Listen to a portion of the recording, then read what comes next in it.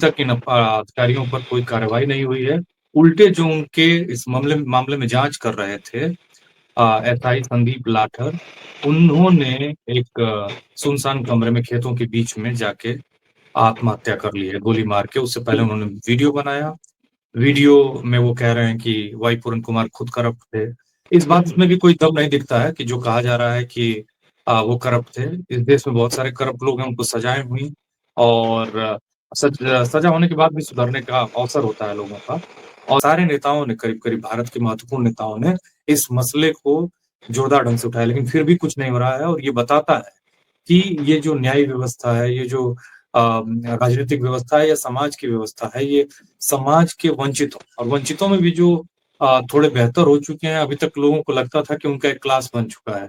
लेकिन उसी क्लास का जिसको हम समझते थे कि कम से कम ये एलीट हैं वंचितों के, उनकी भी ये दुर्दशा। तो ऐसी स्थिति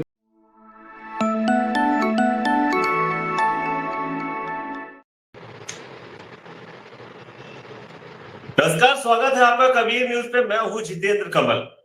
6 अक्टूबर को पूरा देश स्तब्ध हो जाता है जब हरियाणा कैडर के एक दलित आईपीएस, मैं फिर से बोल रहा हूं, एक दलित आईपीएस। देश में अक्सर ये कहा जाता है कि जब कोई उच्च पद पर आसीन हो जाता है तो शायद उसकी जात खत्म हो जाती है, लेकिन नहीं, दलित आईपीएस पूरन कुमार आत्महत्या करते हैं। 9 पन्ने का एक लेख लिखते हैं, उसमें अपने ऊपर जाति उत्पीड़न की बात करते हैं। मतलब एक आईपीएस अफसर के ऊपर जाति उत्पीड़न। 9 पन्ने के लेख में वो 15 आईपीएस अधिकारियों का उल्लेख करके जाते हैं। ये 15 आईपीएस अधिकारियों की वजह से आज जो मैं ये आत्महत्या कर रहा हूं, उनके पीछे ये 15 चेहरे आप स्तब्ध हो जाएंगे। उसके पीछे डीजीपी का नाम आता है, एक एसपी का नाम काफी प्रमुखता से आता है, डीजीपी शत्रुजीत कपूर और रोहतक एसपी नरेंद्र बिजरनिया। इन दोनों का नाम प्रमुखता से आता है। इनकी पत्नी इन दोनों के खिलाफ एफआईआर के लिए एप्लीकेशन दे। आईपीएस अधिकारी को जातीय भेदभाव के कारण, उत्पीड़न के कारण आत्महत्या करनी पड़ती। काफी कुछ इस प्रकरण पे होता है, लेकिन हम उससे हट के आज ये बात करना चाहते हैं कि इतने बड़े कंपटीशन को क्रॉस करने के बाद जब एक आईपीएस बनता है, उसका सम्मान होना चाहिए, उसकी जाति को अलग रख देना चाहिए, उसके न्याय का सम्मान होना चाहिए। लेकिन क्या सम्मान, उसकी पहचान, उसकी जातीय पहचान से आज भी हो रही है? क्या उतना उत्पीड़न हो रहा है कि इस स्थिति तक अफसरों को जाना पड़ रहा है? हमारे साथ इसी पर बात करने के लिए political analyst doctor Sandeep Yadav ji हैं। आप दिल्ली विश्वविद्यालय में प्रोफेसर भी हैं। हम समझने की कोशिश करते हैं कि आखिर ऐसे जब कृत्य होते हैं, ऐसे जब कार्य होते हैं समाज के ऊपर, तब दलित को न्याय कब तक मिलेगा? क्या प्रोसेस रहता है? कितने को अभी तक न्याय मिला भी है कि नहीं मिला है? क्योंकि बहुत से मुद्दे तो वहीं के वहीं जमीन के नीचे जमींदोज कर दिए जाते हैं, निकल के ही सामने नहीं आ पाते। और क्या वाकई ऐसे इंस्टीट्यूशंस में जहां आप पढ़ा रहे हैं और ऐसे विभागों में सरकारी दलित अफसर या शूद्रों के साथ या ओबीसी के साथ इस तरह की घटनाएं आम है क्या? सर, स्वागत है आपका कबीर न्यूज पे। जी सर, जितेंद्र। जी सर, 6 जी, जी। अक्टूबर को पूरन कुमार जी आज सुसाइड करते हैं। क्या कुछ हो रहा है? उन पे आरोप लगाए जा रहे हैं, उनकी पत्नी डीसीपी पे आरोप, डीजीपी पे आरोप लगा रही हैं, एसपी पे आरोप लगा रही हैं। ये सब अलग रखते थे। वो 9 पन्ने की चिट्ठी जिसमें जी, एक जी। लाइन है कि जातीय भेदभाव, जातीय उत्पीड़न के कारण ये आत्महत्या। कैसे देखते हैं सर आप? ये बहुत ही दुखद है, खास करके ऐसी स्थिति में 21st सेंचुरी में जब बाबा साहब भीमराव अम्बेडकर के संघर्ष को एक लंबा समय हो गया और जब हम ऐसा कहते हैं कि भारत के समाज में दलित समाज के लोग कुछ मतलब मजबूत हो रहे हैं या फिर सशक्त हो रहे हैं। लेकिन इस बात से पता चलता है कि जो आपने अपने परिचय में कहा कि जाति कास्ट जिसे क्लास में बदलना था, वो नहीं हो पाया। तथाकथित छोटी जातियों के जो अधिकारी हैं, वो अभी भी बड़ी जाति के लोगों के तुलना में, चाहे वो किसी भी नौकरी में आ जाएँ, तो वो उस तरह से सुरक्षित नहीं है, उस तरह से सामाजिक रूप से मजबूत नहीं है और उनको अन्याय, उत्पीड़न और तमाम तरह के अपमान सहन करने पड़ते हैं, इस केस से पता चलता है। शायद वाई पूरन कुमार जो आईपीएस सीनियर आईपीएस थे, इंजीनियरिंग की डिग्री ली थी उन्होंने, आंध्र प्रदेश के रहने वाले थे। सोचिए कि assistant deputy general of police, DGP, director general, क्षमा करिएगा, assistant director general of police, इतना बड़ा पद, एडीजीपी, और उनको उनके खिलाफ 6 अक्टूबर को एफआईआर किया जाता है। उनके पीएसओ को कुछ दिन पहले बुला के उत्पीड़ित किया जाता है और 7 अक्टूबर 2025 को वो आत्महत्या कर लेते हैं। तो ऐसे में पता चलता है उन्होंने अपने साफ-साफ अपने जो सुसाइड नोट छोड़ा है, उसमें अधिकारियों का नाम लिखा है, जिसमें डीजीपी शत्रुजीत कपूर और वहाँ के एसपी नरेंद्र बिजारनिया का नाम साफ-साफ है। अभी तक इन अधिकारियों पर कोई कार्रवाई नहीं हुई है। उल्टे जो उनके इस मामले में जांच कर रहे थे, एसआई संदीप लाठर, उन्होंने एक सुनसान कमरे में खेतों के बीच में जाके आत्महत्या कर ली है गोली मार के। उससे पहले उन्होंने वीडियो बनाया। वीडियो में वो कह रहे हैं कि वाई पूरन कुमार खुद करप्ट थे। तो अगर वो कितने भी करप्ट हों, इतने बड़े परिवार से आने वाला व्यक्ति अपनी जान क्यों देगा? किन किन परिस्थितियों में उन्होंने अपनी जान दी, इसकी जांच बहुत ही ज़रूरी है। क्योंकि ऐसी स्थिति में व्यक्ति किसी भी लायक बचता नहीं है। मतलब जब जब वो आत्महत्या किसी भी समस्या का समाधान है, ये वाई पूरन कुमार को बताने की ज़रूरत नहीं थी।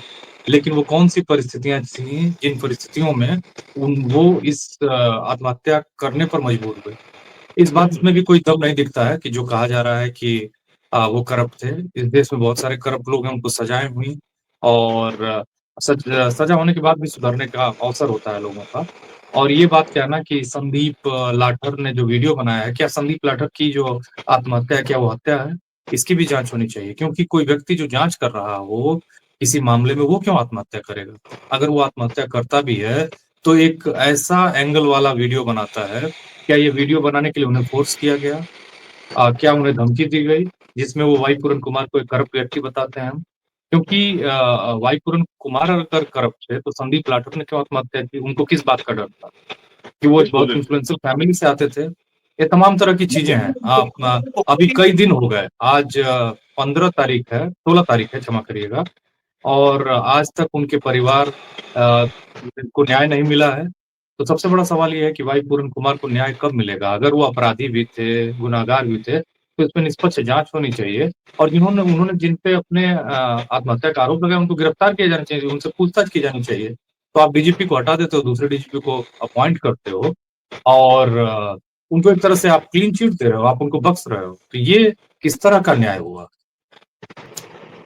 मैं आपसे समझना चाहता हूँ, सर, आप दिल्ली विश्वविद्यालय में है और ओबीसी समाज से आप भी आते हैं। तो आपको क्या ऐसी परिस्थितियों से आए दिन रूबरू होना पड़ता है? आप लोगों के ऊपर भी किसी तरह का प्रेशर रहता है? क्योंकि अब कहा जा रहा है कि धीरे-धीरे जो विश्वविद्यालय है वो आरएसएस के अड्डे बनते चले जा रहे हैं। आरएसएस के जो चुनिंदा लोग, चहेते लोग हैं, वो ऐसी जगहों पर प्रमुख स्थानों पर बिठाए जा रहे हैं। आप लोगों को भी इस तरह की समस्याओं से रूबरू होना पड़ता होगा? देखिए जितेंद्र जी, ऐसा है कि सारे इंस्टीट्यूशंस को कैप्चर किया जा रहा है और उसको अपने आइडियोलॉजी के लोगों के द्वारा भरा जा रहा है और ये एक एक तरह का प्रयास है ताकि अपनी आइडियोलॉजी के लोगों के द्वारा अपनी आइडियोलॉजी को हमेशा प्रासंगिक और मजबूत बनाए रखा जाए और वो आइडियोलॉजी है अम्बेडकरवाद के खिलाफ, समाजवाद की एक खूबसूरत राजनीति के खिलाफ, प्रगतिवाद के खिलाफ, भारत के का जो एक सुंदर सांस्कृतिक चरित्र था बहुलतावाद का, उसके खिलाफ, सामाजिक न्याय के खिलाफ। तो ये सब कुछ देखिए, जब जिस किसी भी पार्टी की विचारधारा या व्यक्ति की विचारधारा खराब है, तो वो प्रायः इस तरह की गतिविधियों में लिप्त रहेगा जिसमें वो इस तरह के लोकतांत्रिक मूल्यों का दमन कर सके, क्योंकि इन्हीं लोकतांत्रिक मूल्यों से उन्हें डर है। उन्हें डर है भारत के बहुलतावादी चरित्र से, संस्कृति से, इसीलिए वो एक रंगी संस्कृति चाहते हैं। इसीलिए आरएसएस जो है वो अपनी विचारधारा को लोगों पर थोपना चाहता है, तो वो इसलिए लोगों को मतलब इस विशेष विचारधारा के लोगों को इंस्टीट्यूशंस में डालना चाहता है और वो जानता है कि इसी के द्वारा हम उस पर नियंत्रण कर सकते हैं। अब जैसे देखिए, ये वाई पूरन कुमार जी का जो मामला है, इस मामले में वहाँ चिराग पासवान पासवान भी जा चुके हैं जो बीजेपी के सहयोगी हैं, लेकिन बीजेपी पर वो खुद दबाव नहीं बना पा रहे हैं। उनका जाना एक सिंबॉलिक है, लेकिन वो महत्वहीन है।